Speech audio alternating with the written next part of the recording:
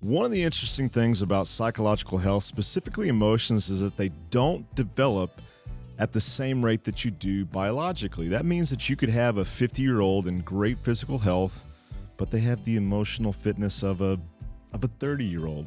Just as well, you could have a 20-year-old right out of college with the sage wisdom and patience of someone twice their age. Now, the question that you can ask yourself or ask your clients to determine your emotional fitness is this: when someone you depend on emotionally lets you down, they leave you hanging, there's uncertainty, or they just totally disappoint you, what is your characteristic way of responding? Now, I believe there's three options that are default. There's three ways that we could respond, and you could grade yourself on a simple scale of 1 to 10 based on your typical response. Now, the first I call is sulking. We simultaneously get very upset, but we refuse to talk about it. We wouldn't dare reveal our woundedness for fear that we'll further be disrespected, we'll be embarrassed, we'll be emotionally harmed. And here's the funniest part. It's not really funny, but it is funny. We hope that magically the person who did the offending will be able to read our mood and our minds and, like a spell, be able to fix it, like they would a baby who hasn't yet learned to speak. Now, the second is hulking. That's just a cute word because it rhymes with sulking. But we get extremely offended and disproportionately angry. We hulk out. On the outside, it looks like we're this offended dictator or this provoked alpha. But it's really coded behavior for feeling out of control, for feeling defenseless or insignificant. Now, the third is bolting.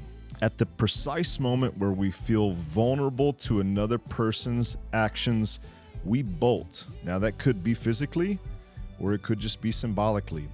We insist that we don't really care, and we tell ourselves that it doesn't really affect us. We detach, we bolt. Now, it may not be pretend either. This is you. You may have gotten really good at just totally disconnecting from how you feel.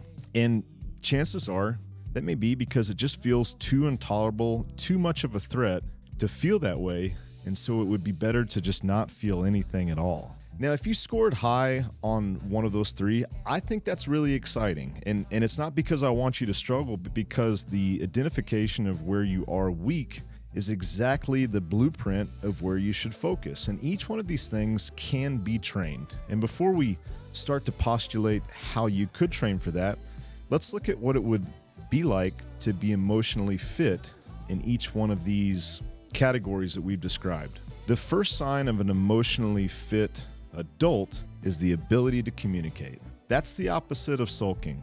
Now, this is the capacity to explain why we're upset to the person who has upset us.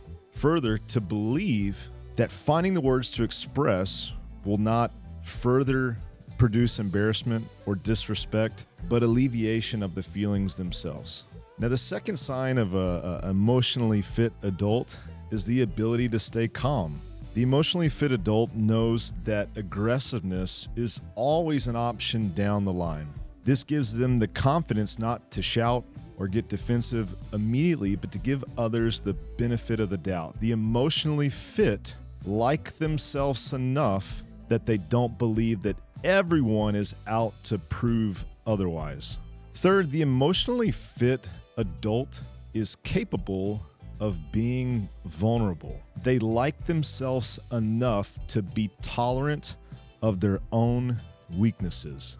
They know that being in a relationship with anyone will open them up to moments of feeling weak, yet they have the right to find someone who will bear that with them. Now, if you scored high on sulking, hulking, or bolting, there's a chance that you were never taught that and never coached through that.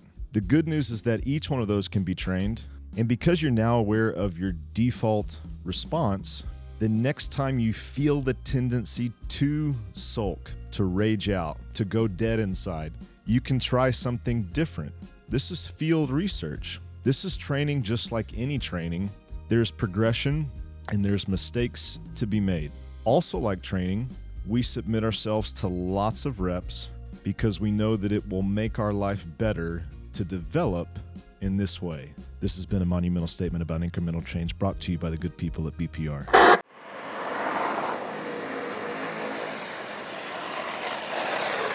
Subscribe!